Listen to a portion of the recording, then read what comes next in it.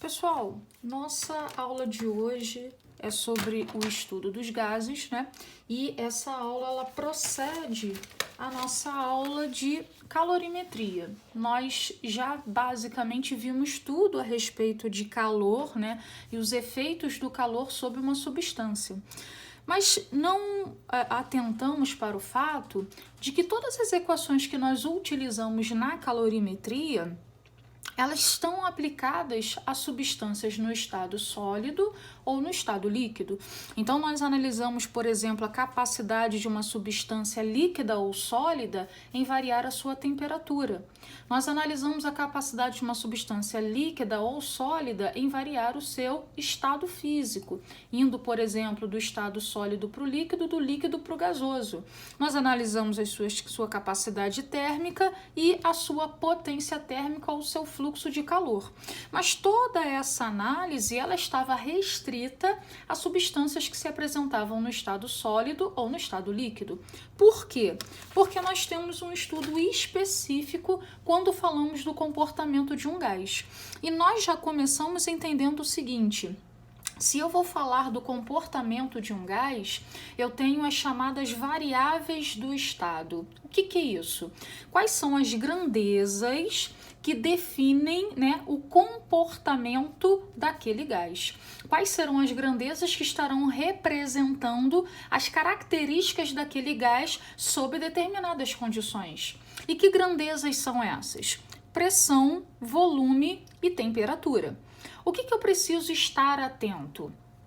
Quando a gente analisa a pressão, seja a pressão exercida por um sólido, seja a pressão exercida por um líquido, ou seja a pressão exercida por um gás, no Sistema Internacional de Unidades, a pressão ela tem que vir em Pascal.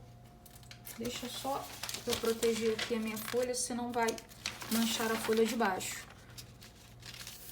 A pressão no Sistema Internacional de Unidade, ela tem que vir em Pascal, e nós vamos lembrar, né, que o Pascal ele advém, né, da relação entre a grandeza força sobre área.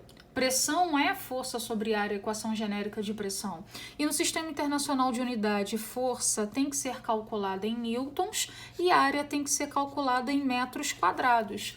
Então, Sistema Internacional para a pressão é o Pascal, que é a mesma coisa que um newton por metro quadrado.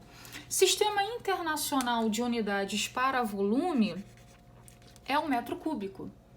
E o Sistema Internacional de Unidades para a temperatura é o Kelvin.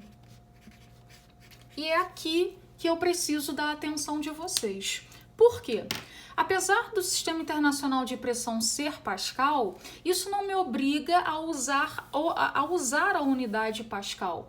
Pode ser que eu utilize a pressão numa outra unidade. Pode ser que o exercício utilize a pressão numa outra unidade. Pode ser, por exemplo, que a pressão venha em ATM. Pode ser, por exemplo, que a pressão venha em milímetros de mercúrio. Isso não vai inicialmente me causar algum tipo de problema.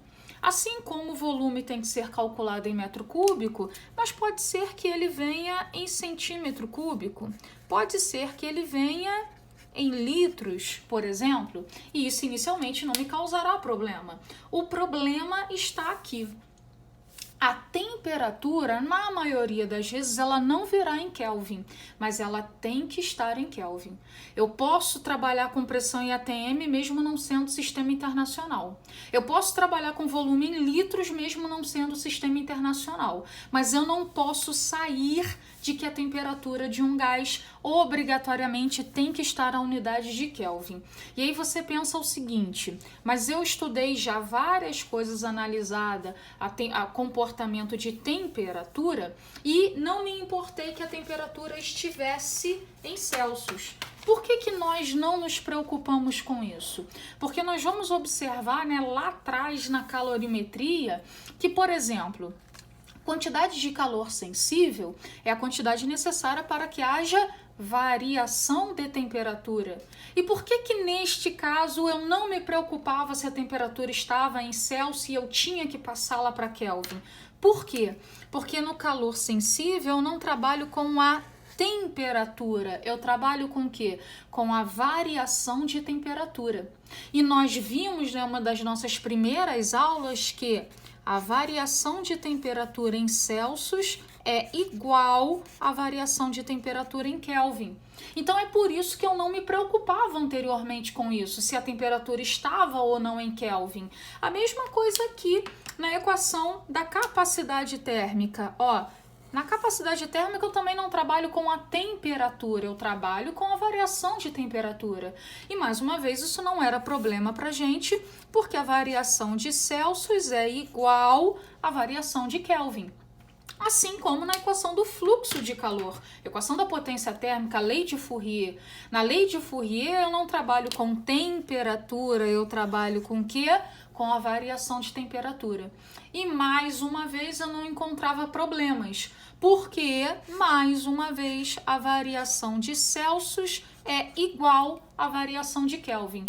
Essa atenção eu vou começar a dar aqui quando eu analiso o estado do gás, porque nós vamos observar que já a primeira equação que representa o estado do gás, que é a equação de Clapeyron, ela não trabalhará com a variação, ela trabalhará com a temperatura, e isso vai ser um grande problema se você esquecer que ela obrigatoriamente tem que estar em Kelvin. Na maioria dos exercícios ela virá em Celsius, e aí nós vamos lembrar. Vamos colocar aqui o nosso símbolo. Eu gosto de colocar o símbolo porque isso representa algo que nós já vimos, isso não é novo. E se você olha isso e pensa, ué, mas eu estou vendo isso pela primeira vez, tem alguma coisa errada. Esse é o momento de voltar no conteúdo e ver o que você deixou de aprender. Eu vou lembrar que Kelvin é a mesma coisa que a temperatura de Celsius mais 273.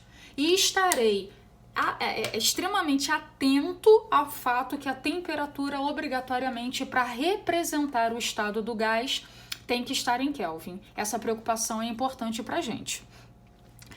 O primeiro físico, né, a analisar o comportamento do gás e a definir uma equação para esse comportamento foi um físico francês chamado Clapeyron. E é importante a gente entender que na parte da física, na parte da ciência do estudo dos gases, tem muitos nomes de físicos envolvidos. Por quê? Porque o estudo do gás ele está diretamente relacionado com a evolução industrial.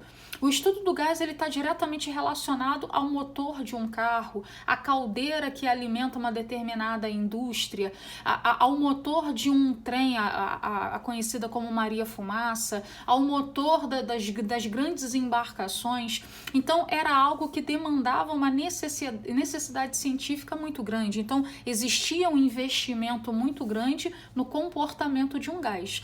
Então, nessa parte do estudo dos gases é uma das partes da física, da ciência, que mais tem diferentes contribuições, que mais tem nomes de diferentes físicos envolvidos. O grande nome quando a gente fala do comportamento do gás é o Clapeyron.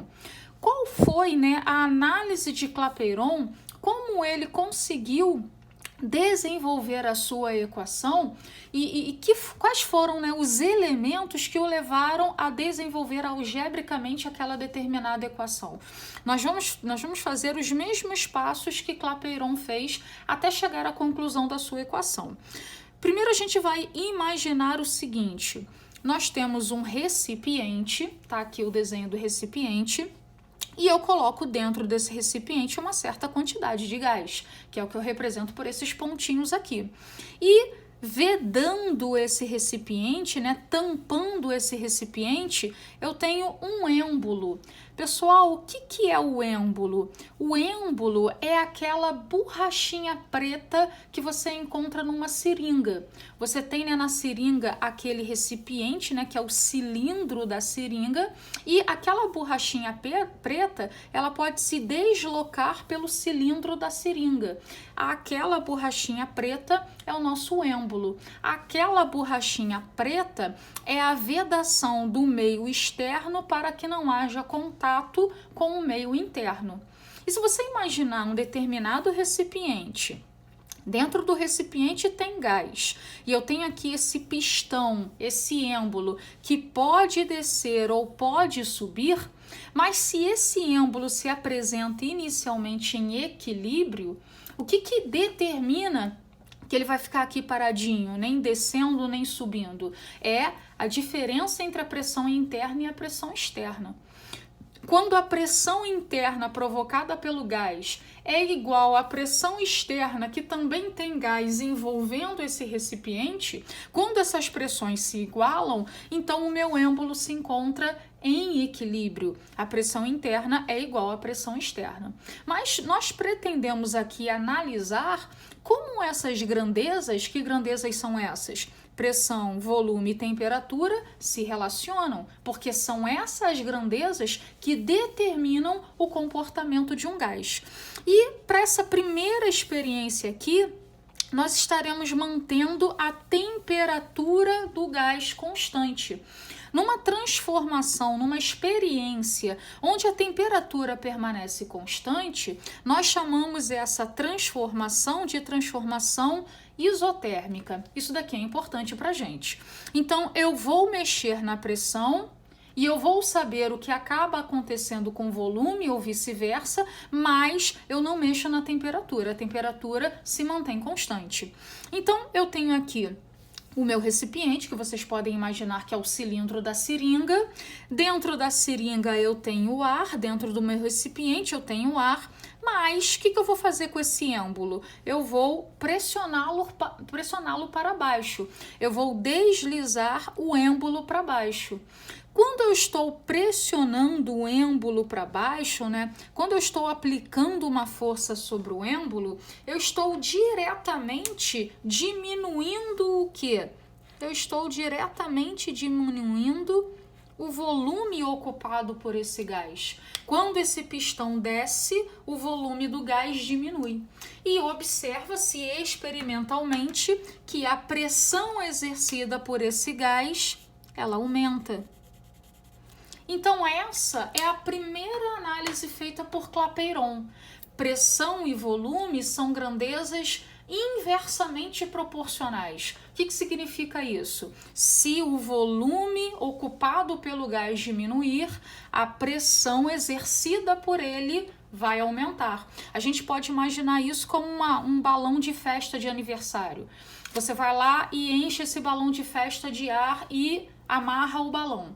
Se você pegar o balão e começar a comprimi-lo, o que você está fazendo com o volume desse balão? Você está diminuindo. Em algum momento, o que vai acontecer com o balão? Ele vai estourar, se eu continuar apertando. Por que ele vai estourar? Porque conforme o volume diminui, o que acontece com a pressão que o gás que está dentro da bola começa a exercer sobre a bola? Começa a aumentar, aumentando a ponto de que em algum momento a borracha daquela bola ela não aguenta mais e chega a estourar. Eu preciso ficar atenta também que, já que eu estou falando de uma transformação isotérmica, o que é uma transformação isotérmica? Aquela onde a temperatura permanecerá a mesma durante toda a transformação. Eu vou analisar graficamente a relação entre a pressão e o volume. E como é que é essa análise? Pressão e volume são grandezas inversamente proporcionais. Se eu mantenho uma temperatura constante, se eu diminuo o volume, eu aumento a pressão. Se eu diminuo a pressão, eu aumento o volume. Essa é a relação entre grandezas inversas. E o gráfico, esse gráfico aqui é importante para a gente, que relaciona o comportamento entre pressão e volume, ele se comporta dessa forma. Eu vou analisar quantitativamente a seguinte característica. Aqui eu tenho uma pressão P1 para um volume V1. E aí eu venho aqui para esse pontinho onde eu tenho uma nova pressão P2 para um novo volume V2. E eu venho para cá, para esse pontinho onde eu tenho um novo valor de pressão P3 para um volume V3. E este gráfico está de acordo com a nossa análise. Nós observamos graficamente que, conforme a pressão foi diminuindo, O que foi acontecendo com o volume? O volume foi aumentando, porque de fato pressão e volume são grandezas inversamente proporcionais. Eu vou deixar agora com vocês um vídeo bem curtinho de uma experiência que mostra, né, sob uma transformação isotérmica, o comportamento do volume e da pressão. E daqui a pouco a gente volta para falar de um novo tipo de transformação.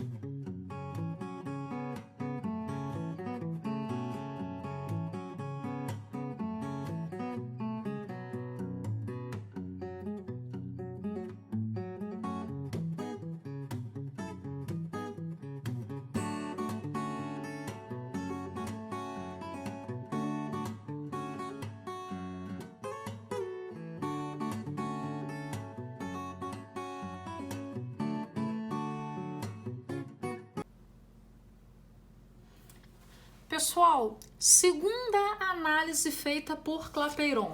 Eu volto ao meu recipiente, eu volto aqui com o meu êmbolo que está fazendo a vedação, né, do meio interno, que está ocupado pelo gás, e do meio externo, que no nosso caso tem gás também, né, é o gás que compõe a nossa atmosfera.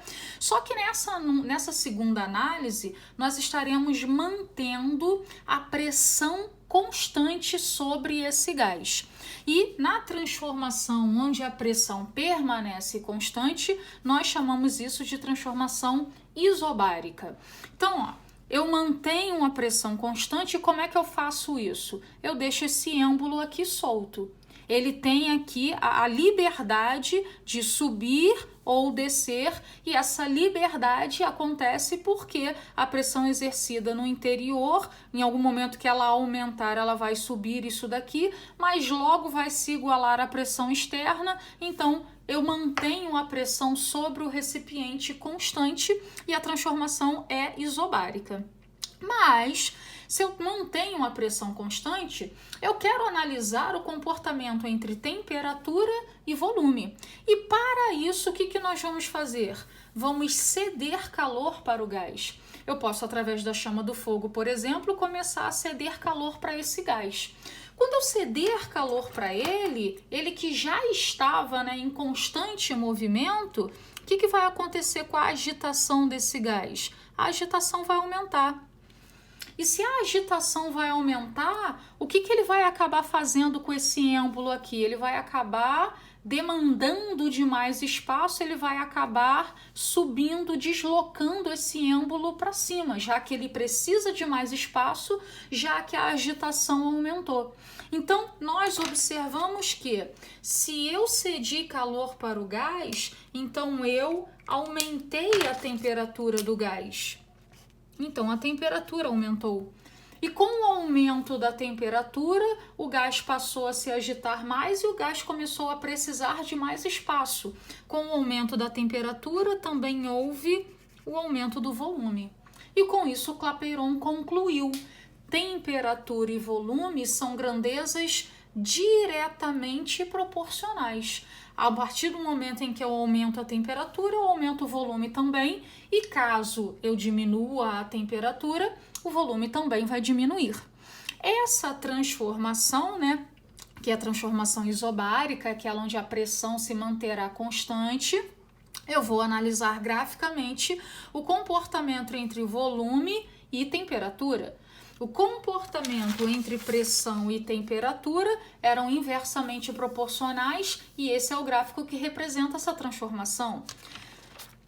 Transformação isobárica, volume e temperatura são grandezas diretamente proporcionais. E qual vai ser o comportamento gráfico entre volume e temperatura? dessa forma aqui.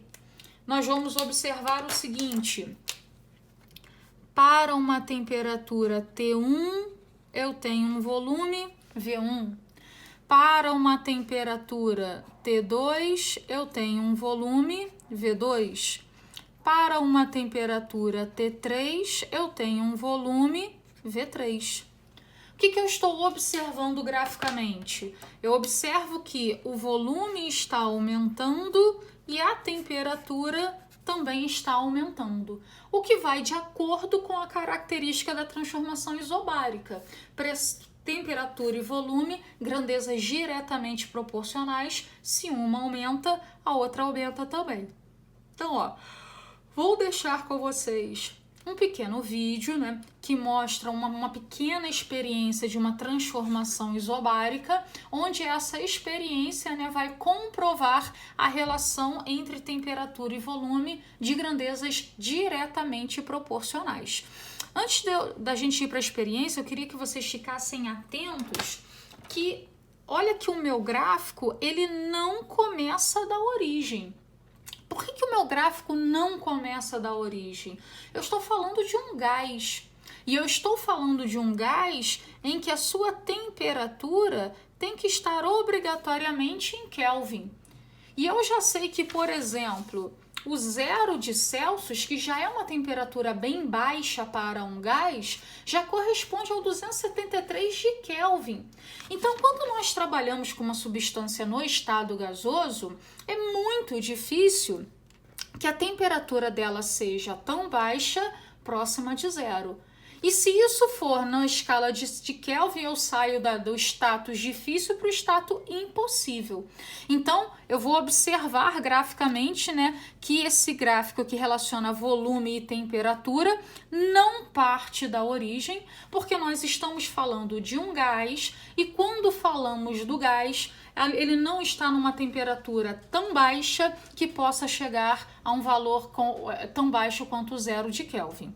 Então, agora vocês, né, observem a pequena experiência da transformação isobárica, que vai relacionar, né, experimentalmente o comportamento entre volume e temperatura, e daqui a pouco nós voltamos para a próxima transformação.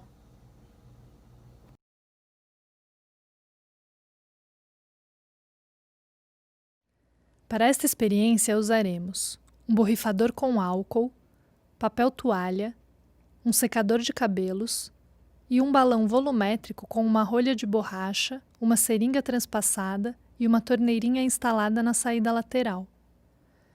A seringa de vidro transpassada na rolha de borracha deve estar com um êmbolo bem limpo e sem folgas, de modo que o ar dentro dele não escape.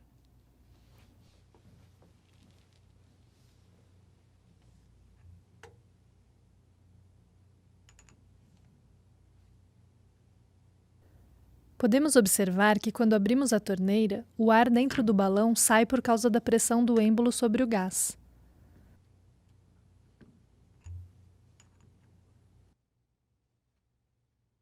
Esfregando as mãos, o atrito faz com que a pele se aqueça. Neste processo, estamos transformando o trabalho mecânico em energia térmica, que aquece as mãos. Envolvendo o balão com as mãos, o ar dentro dele também se aquece um pouco. O aumento da temperatura do ar faz com que o êmbolo suba lentamente por causa do aumento do seu volume interno. Aumentando ainda mais a sua temperatura por meio do ar quente soprado por um secador, vemos que o êmbolo sobe muito mais.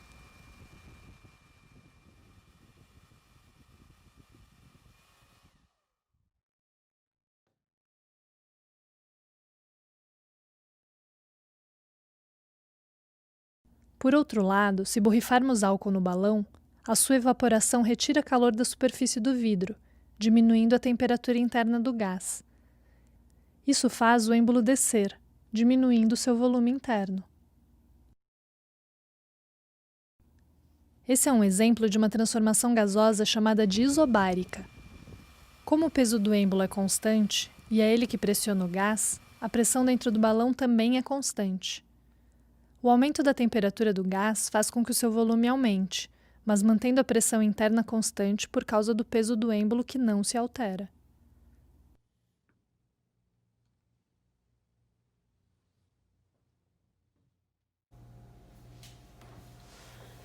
chegamos à nossa terceira análise de Clapeyron, né? A nossa primeira, mantivemos a temperatura, chamamos de transformação isotérmica. Segunda, mantivemos a pressão, chamamos de transformação isobárica. Na nossa terceira análise, nós mantemos o volume ocupado pelo gás constante. E quando o volume permanece constante, a transformação se chama isocórica, ou isovolumétrica, ou isométrica. Ela tem basicamente 3 nomes, né? Mas o nome oficial da transformação é a transformação isocórica.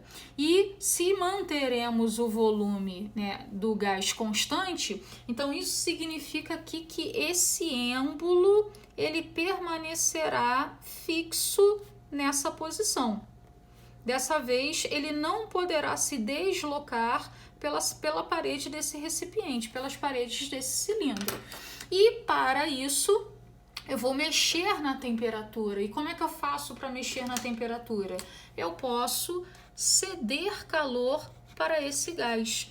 Como nós vimos aí nas experiências, né, uma forma que eu tenho de ceder calor não precisa ser somente através da chama do fogo. Posso pegar aí um secador de cabelo e começar a expor aquele gás ao secador do cabelo para a temperatura aumentar. Então, quando esse gás começar a receber calor, o que vai acontecer com a temperatura do gás? A temperatura do gás ela vai aumentar. E aumentando a temperatura é o quê? É o grau de agitação das moléculas. Essas moléculas elas vão começar a se agitar mais. Assim como no exemplo de cima. Eu cedi calor, então a agitação molecular aumenta. Só que no exemplo de cima, o êmbolo ele não estava fixo. E essa agitação fez o quê? Com que o êmbolo subisse. Nesse nosso exemplo, o êmbolo não pode sair do lugar. E ainda assim, a agitação desse gás aumentou. Então, se aumentou a temperatura, se aumentou a agitação, o que vai acontecer com a pressão exercida sobre as paredes desse recipiente pelo gás? Bom, a pressão vai aumentar também, já que não dão a esse gás espaço para que a agitação, o aumento da agitação, possa fazer com que ele passe a ocupar um espaço maior. Então, eu observo que na transformação isocórica, temperatura e pressão também são grandezas diretamente proporcionais. O que significa isso? Se a temperatura aumentar, a pressão aumenta também, e se a temperatura diminuir, a pressão também vai diminuir. A gente pode observar isso, eu vou trazer novamente, né, o exemplo do balão de uma festa. Você imagina o seguinte, você vai fazer uma festa à tarde, festa de criança principalmente, que usa muito balão, você já começa a montar a festa desde cedo e às vezes 9 horas da manhã já começa a encher o salão, o quintal de bolas. E observa que mais ou menos entre meio-dia e 2 horas da tarde, alguns balões sozinhos começam a estourar. O que acontece? Você encheu aquele balão 9 horas da manhã a uma certa temperatura, uma temperatura relativamente baixa. Entre meio-dia e 2 horas da tarde, a temperatura já aumentou. O aumento da temperatura vai fazer com que a pressão, a agitação molecular aumente. O aumento da agitação molecular faz com que a molécula, né, aquele gás lá dentro, queira ocupar um volume maior. Mas vai chegar um limite onde o balão de festa ele não vai aguentar, ele não tem mais volume para ceder. E aí o volume dele para de aumentar. E o volume parou de aumentar, desci para a transformação isocórica. E aí a pressão começa a aumentar. O balão não tem mais espaço para dar, mas a temperatura continua aumentando, então o gás começa a precisar cada vez mais de espaço, ele está se agitando cada vez mais. Volume parou de ceder, pressão começa a aumentar, até o momento que acontece o que com aquele balão? Ele vai estourar. Ele vai estourar porque com o aumento da temperatura também existe o aumento da pressão. E para essa transformação, aqui nós analisamos o volume em função da temperatura, aqui nós estaremos analisando a pressão em função da temperatura. Pressão e temperatura são grandezas diretamente proporcionais, então o gráfico vai se comportar da mesma forma como se comportou entre volume e temperatura, porque volume e temperatura também são grandezas diretamente proporcionais. O que a gente observa nesse gráfico? Para um valor de pressão P1, eu tenho um valor de temperatura T1. Para um valor de pressão P2, eu tenho um valor de temperatura T2. Para um valor de pressão P3, eu tenho um valor de temperatura T3. E, como nós já havíamos determinado, a experiência trouxe isso para a gente, com o aumento da pressão, eu também tenho o aumento da temperatura. E essa transformação, onde o volume se mantém constante, é chamada de transformação isocórica. Vou deixar agora com vocês também um pequeno experimento, né, que mostra essa relação entre pressão e temperatura numa transformação isocórica. E depois nós voltamos.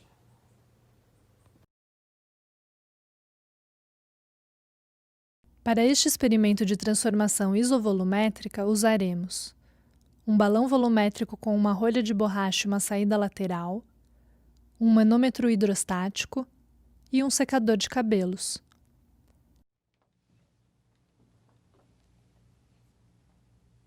Iniciaremos a experiência tampando o balão com a rolha de borracha e conectando a mangueira a um manômetro hidrostático. O manômetro hidrostático funciona pela diferença de altura entre as colunas de água dos dois tubos. Soprando um dos tubos, pode-se medir a pressão interna da boca por meio da diferença de altura nos níveis entre os dois tubos. Diminuindo-se a pressão da boca, inverte-se também a diferença entre as colunas de água.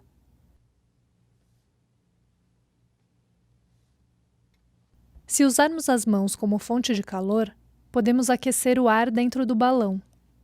O aumento da temperatura do gás faz com que a pressão também aumente, provocando a diferença de altura nas colunas de água do manômetro.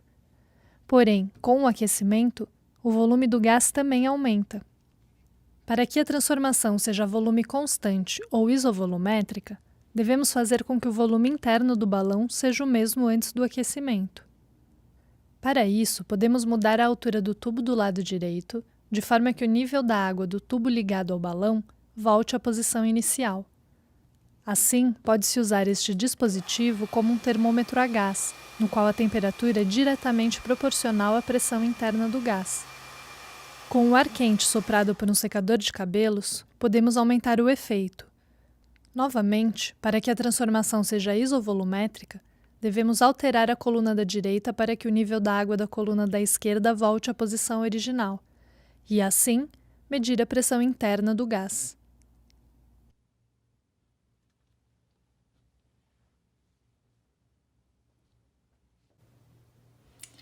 Pessoal, então Clapeyron já analisou comportamento de pressão e volume com temperatura constante, comportamento de volume e temperatura com pressão constante, comportamento de pressão e temperatura com volume constante. Quarta análise feita por Clapeyron. Ele pegou dois recipientes idênticos e utilizou o mesmo tipo de gás. A gente pode imaginar aqui, por exemplo, que aqui nós temos oxigênio e aqui nós temos oxigênio também. Só que, pelo que nós já estamos observando aqui, tem uma quantidade muito maior de gás no segundo recipiente do que no primeiro recipiente. Então, Clapeyron, nessa análise, menos gás aqui, mais quantidade de gás do outro lado, ele quis observar se as condições de pressão, de volume e de temperatura também seriam alteradas pela quantidade de gás. E sim, ele entendeu que quanto mais gás um recipiente comporta, maior é o quê? Maior é a pressão e o volume que esse gás vai precisar ocupar. Maior é a pressão que o gás vai exercer, maior é o volume que esse gás vai precisar ocupar. Mas ele também observou o seguinte: Quando você coloca, né, uma quantidade maior de gás num ponto, né, do que no outro, isso acaba, por exemplo, para você colocar as mesmas condições de espaço, as mesmas condições de volume, ele vai observar que se o volume aqui é igual a esse, se tem mais gás aqui do que no outro recipiente, com certeza a pressão exercida nas paredes desse recipiente é muito maior do que a pressão exercida nas paredes desse recipiente aqui. Então ele observa que, além de pressão, volume e temperatura, a quantidade de gás que você está utilizando também vai definir o seu comportamento. E quantidade de gás, a gente já começa aí a dar uma esbarrada na parte da química, a gente já começa aqui a falar da CNTP. Vocês com certeza já ouviram falar disso em química. E o que é nessa sigla CNTP? Condições normais de temperatura e pressão. A CNTP ela diz o seguinte: sob pressão de 1 atm, 1 atm é o que a gente entende como pressão normal, e temperatura de 273 Kelvin, o que seria o nosso zero em Celsius, o volume ocupado por 1 mol, quantidade, né, de gás, 1 mol de qualquer tipo de gás, sempre será de 22,4 litros. E isso é de extrema importância para que a gente dê uma constante de proporcionalidade para a equação de Clapeyron. Então, primeiro vamos juntar os elementos que Clapeyron juntou e respeitar a forma como eles se relacionam. Qual é a relação, né, entre pressão e volume inversamente proporcionais, volume e temperatura diretamente proporcionais, pressão e temperatura diretamente proporcionais também. Com essa análise, nós chegamos a essa equação aqui. PV igual a T. E essa equação respeita o que nós falamos. Como é que ela respeita? Ó, pressão e temperatura, grandezas diretamente proporcionais. Se um aumenta, o outro aumenta também. Volume e temperatura diretamente proporcionais. Se um aumenta, o outro aumenta também. Se eu isolar o P, P é igual a quê? A T sobre V. P é igual a T dividido por V. Olha a relação aqui, como é que ela respeita o que nós vimos.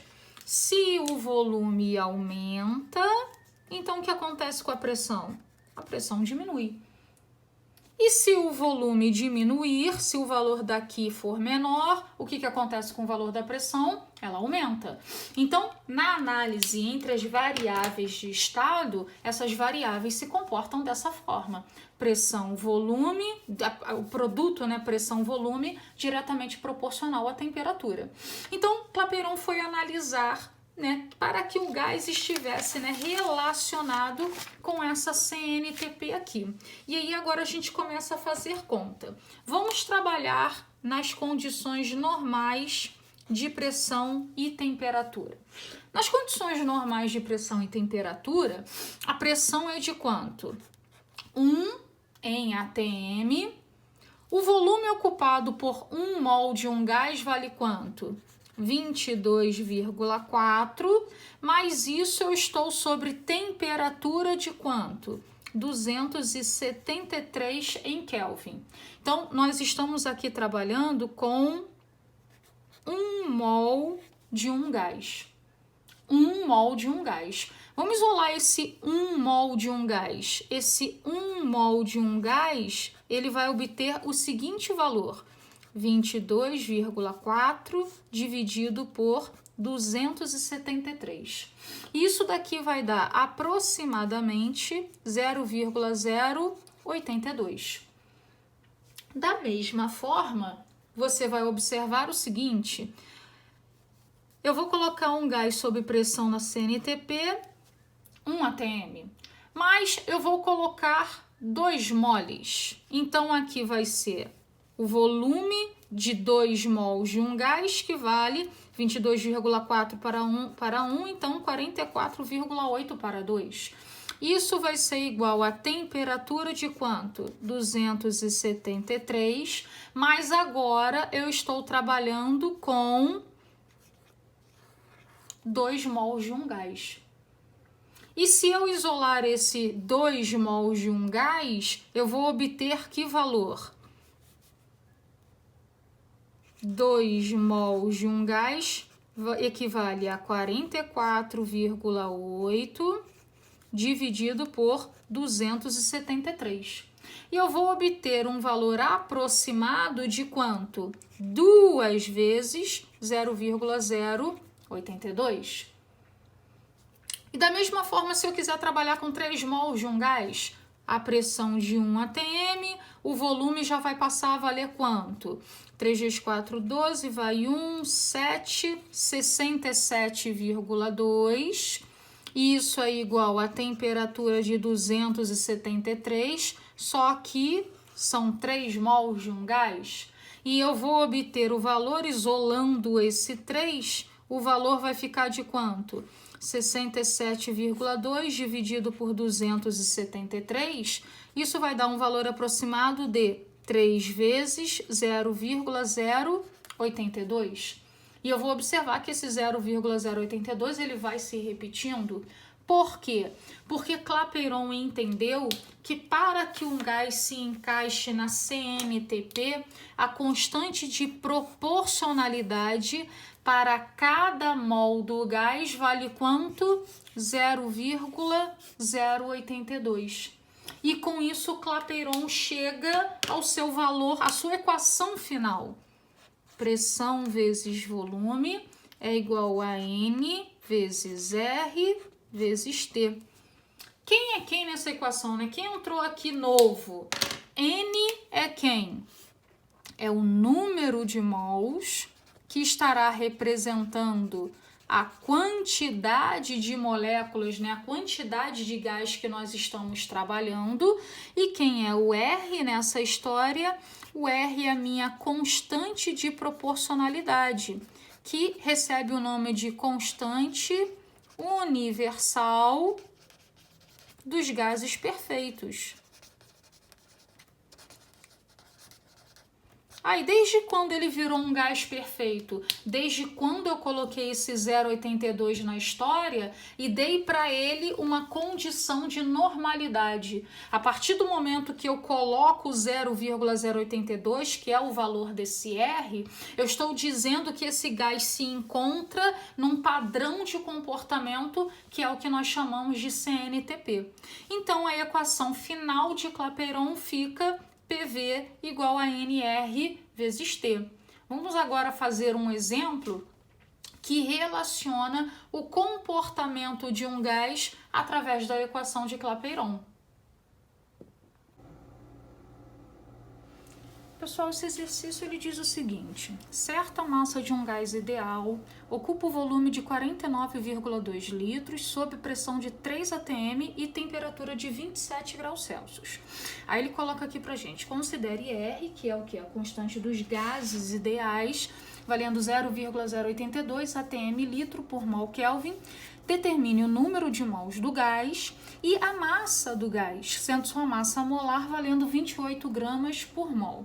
Primeira coisa que nós estaremos atentos é o seguinte: ele me deu, né, a constante universal, o R, valendo 0,082.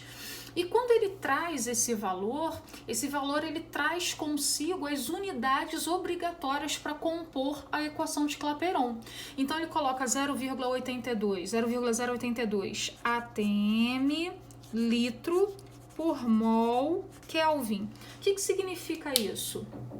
A pressão tem que estar em atm, o volume tem que estar em litros, o número de mols vai estar em mol mesmo, e isso daqui é indiscutível, a temperatura tem que estar em Kelvin. Então, o que ele está dando para a gente, né, de variáveis para esse gás? Ele está ocupando um volume de 49,2 litros, ele está sob pressão de 3 atm e sob temperatura, ó, de 27 graus Celsius. Isso daqui tem que ser o meu primeiro passo. Eu já tenho que entender que a temperatura não pode estar em Celsius, ela tem que estar em Kelvin. Então, a gente acrescenta aqui 273. Então, a temperatura, né, absoluta desse gás é de 300 Kelvin e é essa temperatura que nós temos que utilizar. Então, primeira pergunta, o número de mols do gás. Nós utilizamos a equação de Clapeyron, PV é NR vezes T, pressão do gás 3, a unidade está correta, ATM, volume ocupado pelo gás 49,2, aqui está em litros, aqui também, número de mols é o que o exercício quer, constante universal 0,082 e temperatura do gás obrigatoriamente em Kelvin, 300 Kelvin. Então, aqui vai ficar 3 vezes 49,2 é igual a N vezes... Eu vou pegar 2 zeros daqui, né, que corresponde a 100, e vou multiplicar aqui para reduzir um pouco essa vírgula. Então, isso daqui vai passar a valer 8,2 vezes 3. E aí, nós também podemos simplificar esse 3 daqui com esse 3 daqui, e ficamos que o número de mols vai ser igual a 49,2 dividido por 8. 49,2 dividido por 8, o que dá 6 mols. Então, né, sob essas condições, ocupando esse volume, eu tenho 6 mols do gás. Na letra B, a pergunta dele é um pouco mais específica para química, né? Algo que eu acredito que vocês já tenham visto. Eles querem a massa do gás. A massa do gás, ela vem da equação do número de mols. Como é que a gente calcula número de mols? Número de mols é massa dividido pela massa molar. Massa molar é uma característica de determinado gás. Por exemplo, a massa molar do oxigênio vale 16, a massa molar do carbono vale 12. Desse gás em específico, a massa molar vale 28. Massa molar é a massa de 1 mol daquele gás. Então, nesse caso aqui, ó, número de mols 6, massa é o que o exercício quer, e a massa molar, de acordo com o exercício, vale 28. Então, a massa, né, que esse gás ocupa vale 6 vezes 28, 6 vezes 8, 48, 2 vezes 6, 12. Então, eu tenho aqui 168 gramas desse gás.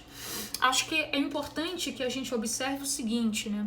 Quando a gente utiliza a equação de Clapeyron, isso significa que esse gás, ele se apresenta em seu estado único. Como assim ele se apresenta no seu estado único? Esse gás não sofreu uma transformação.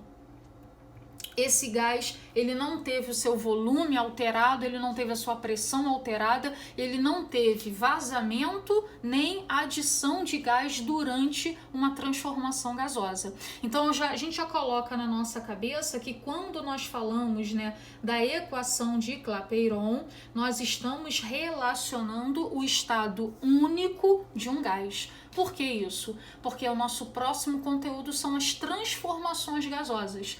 E aí, nesse caso, o volume pode ser alterado, a pressão pode ser alterada, a temperatura pode ser alterada e o número de mols também pode sofrer alteração. E aí, nós continuamos com a nossa base, né, da equação de Clapeyron, mas ela vai se apresentar de uma maneira diferente. Para a gente encerrar, né, nosso estudo inicial dos gases, né, já vimos a equação de Clapeyron, que é a equação que define o estado do gás, mas esse gás ele pode passar por uma transformação gasosa. O que é isso? É quando ele se apresenta inicialmente sob uma determinada condição, mas essa condição sofre uma alteração e seu estado final é diferente do seu estado inicial. como é que a gente analisa essa transformação? A gente analisa que no seu estado inicial, qual era a equação que vai representá-lo? PV igual a NR vezes T, mas é a pressão inicial, o volume inicial, o número de mols inicial e a temperatura inicial. Mas essa pressão pode ser alterada e causar uma alteração no volume, ou esse volume pode ser mantido e causar uma alteração na temperatura, ou pode ser que você alterando apenas uma grandeza, você cause uma alteração em todas as outras. Então esse gás ele passa a se apresentar num novo estado, que também vai ser representado pela equação de Clapeyron, PV nRT, mais no seu estado final. Dentro, né, da transformação sofrida pelo gás, o que garantidamente não sofrerá alteração? A única grandeza que garantidamente permanecerá a mesma, seja no seu estado inicial, seja no seu estado final, é a sua constante. Então, quando eu analiso o seu estado inicial pela constante, eu tenho que R é igual a quê? PV sobre NT. Pressão inicial, volume inicial, número de mols inicial e temperatura inicial. E no seu estado final, R é igual a quê? PV sobre NT. Mas é pressão final, volume final, número de mols final e temperatura final. Como o R é a única grandeza que não se altera, né? Como esse R e esse outro R, né? Eles são os mesmos. Então, se isso é igual a isso, então eu também posso dizer que isso aqui é igual a isso aqui. E chegamos a essa equação. PVNT é igual a PVNT. Mas aqui é estado inicial e aqui é estado final. Essa equação aqui, ela também é conhecida como equação geral dos gases. Eu não sei se vocês já viram isso na teoria cinética da química. Às vezes eles apresentam a equação geral dos gases como sendo simplesmente PVT e esquecem que o número de mols ele também pode sofrer alteração. Eu posso sim ter uma transformação gasosa onde seja adicionado gás à transformação ou escape gás durante a transformação. Então a equação correta é essa daqui. PVNT inicial tem que ser igual ao PVNT final. E isso nós analisamos pela representação desse gás pela equação de Clapeyron. E aí nós observaremos o seguinte: eu posso ter as seguintes situações: PVNT, PVNT. Vamos para uma transformação isotérmica. O que é uma transformação isotérmica? É aquela onde a temperatura permanece constante. E aí, se é isotérmica, podemos cancelar aqui o T dessa equação e ficaríamos simplesmente com PVNI é igual a PV dividido por N. Mas eu posso ter na mesma equação PVNT inicial é igual a PVNT final. E pode ser que seja uma transformação isobárica. Se a transformação é isobárica, a pressão do gás permanecerá constante. Então, eu posso cancelar pressão inicial e pressão final, já que ela permanecerá a mesma.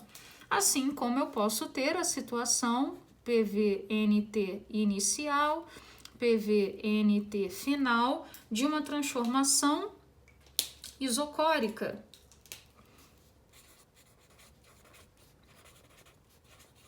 Nessa transformação, o volume permanece constante, então o volume inicial é igual ao volume final. A única transformação, o qual o número de mols será cortado, e isso é bem comum, a gente cortar o número de mols, e aí eu tenho que tomar cuidado, eu falei que é comum, não é regra. Pode acontecer que não haja nem escapamento,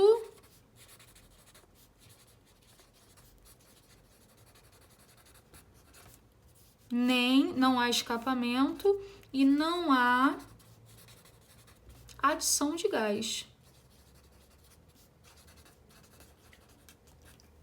Nem vazou, nem adicionaram gás à transformação. E aí sim, o número de mols inicial é igual ao número de mols final e nós podemos cortar isso.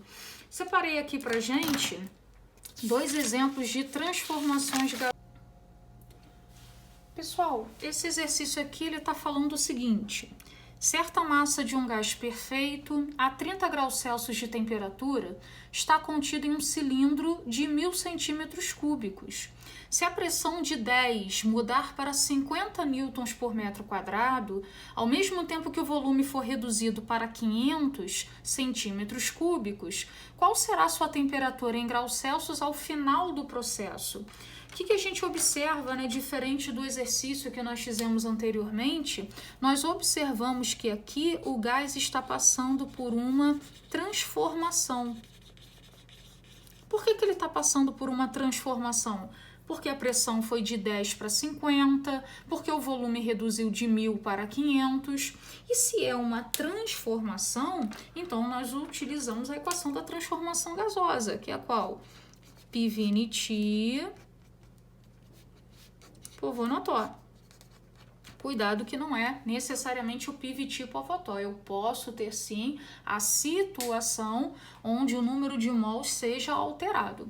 E aí, para que fique tudo assim bem claro, vamos caracterizar esse gás no seu estado inicial. O que nós temos, né, que define o seu estado inicial? A temperatura inicial do gás está valendo 30 graus Celsius. O volume inicial ocupado pelo gás de 1000 centímetros cúbicos e a sua pressão valendo 10 newtons por metro quadrado. E esse gás, né, sofre uma transformação e nessa transformação ele já tem novas características no seu estado final. E que características são essas? A sua pressão vai para 50 newtons por metro quadrado, o volume ocupado já é de 500 centímetros cúbicos e o exercício quer saber qual é a temperatura do gás no final desse processo. É muito importante que a gente fique atento ao seguinte: o exercício deu pra gente a temperatura inicial em Celsius e também pede a temperatura final em Celsius. E você pode pensar assim: bom, como o inicial está em Celsius e a final ele também quer em Celsius, então eu não preciso passar isso para Kelvin. Vou trabalhar então com a equação em Celsius. Não pode. A equação que representa o estado do gás, ela está relacionada à temperatura obrigatoriamente em Kelvin.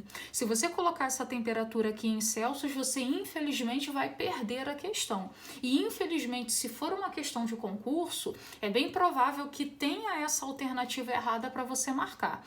Então, não, independente de dar em Celsius a inicial e pedir em Celsius a final, a temperatura do gás tem que estar em Kelvin. Então, eu vou ter que passar para Kelvin agora, eu vou achar a temperatura final em Kelvin e nesse final do processo eu passo para Celsius, já que foi essa temperatura que o exercício me pediu. Então, para eu passar de Celsius para Kelvin, é só a gente somar 273. Então, a temperatura, na verdade, desse gás vale 303 Kelvin. Vamos colocar aqui, né, os valores dessa transformação. A pressão inicial vale 10, o volume inicial vale 1000. Outra coisa importante é que esse exercício ele não fala nem que houve vazamento, nem que houve adição de gás durante essa transformação. Então, nós consideramos que o número de mols inicial é igual ao número de mols final, né? Consideramos não houve mesmo nem adição nem o escapamento, então eu posso cancelar isso na equação. A temperatura inicial vale 303, a pressão final foi para 50, o volume final é de 500 centímetros cúbicos e a temperatura final é o que nós queremos. Vamos simplificar aqui essa equação Posso dividir aqui por 500, vai dar 1. Divido aqui por 500, vai dar 2. Posso cancelar também esse 0 com esse. Então, ficou como? 2 dividido por 303 é igual a... Aqui sobrou esse 5 dividido por t. Vamos multiplicar aqui cruzado. Então, ficaremos 2 vezes t, 2t é igual... 303 dividido não, multiplicado por 5 dá 1515. Então, a temperatura é de 1515 dividido por 2, o que dá 757,5 em Kelvin. Como o exercício pede que a temperatura esteja em Celsius, se de Celsius para Kelvin eu adiciono 273, de Kelvin para Celsius eu subtraio 273. Então, a temperatura em Celsius, ela já estará valendo 484,5 graus Celsius. Nosso último exemplo é também uma transformação, só que aqui ele fala o seguinte: um cilindro metálico fechado com tampa contém 6 mols de ar sob pressão de 4 atm à temperatura ambiente. Abre-se a tampa do cilindro. Qual o número de mols que permanecerá no cilindro? Então, eu tinha aqui, um estado inicial, onde a tampa estava fechada e ali eu tinha armazenado 6 mols desse ar, e num determinado momento a tampa é aberta. E o exercício quer saber, nessas condições, qual é a quantidade de gás que permanecerá dentro desse cilindro. Então, é uma transformação. Se é uma transformação, nós utilizamos a equação Pvini-T. Por favor, anotou. Nesse caso aqui, é muito importante, que a gente observa que se foi aberta a tampa, o número de mols inicial ele não vai ser igual ao número de mols final. Vai haver escapamento de gás. E aí vamos separar as nossas informações. Eu tenho aqui o meu estado inicial, eu tenho aqui o meu estado final. Quais são as grandezas que representam esse gás no seu estado inicial? O número de mols vale 6, a pressão vale 4 atm. E aí, no estado final, abriu-se a tampa, eu quero saber a quantidade de gás que permanecerá nesse cilindro, e como ele abre a tampa, ele fica sob a pressão da atmosfera. E o exercício me fala que a pressão atmosférica ela está valendo 1 atm. Nesse exercício, é importante que a gente observe o seguinte, como eu estou falando, do mesmo cilindro, o gás vai continuar ocupando o mesmo cilindro, então o volume inicial do cilindro é igual ao seu volume final. O volume que o gás está ocupando não mudou. Outra coisa que não mudou foi a sua temperatura. A única ação nessa transformação foi abrir a tampa do cilindro. Então, não houve mudança de temperatura e também não houve mudança de volume. Então, nossa equação se reduz aqui. Pressão inicial dividido pelo número de mols inicial é igual a pressão final dividido pelo número de mols final. Temos que a pressão inicial é de 4 atm e o número de mols inicial é 6. A pressão vai para 1 atm e o exercício quer saber o número de mols que permanecerá naquele cilindro. Multiplicando aqui, N vai ser igual a 6 dividido por 4. Então, permanecem naquele cilindro, sob pressão de 1 atm, 1,5 mols. Então, com isso, nós encerramos o nosso estudo dos gases. Esse é o momento que vocês têm para completar o caderno de vocês, copiarem tudo que foi colocado nesse vídeo e resolver o máximo de exercícios possíveis. Tranquilo?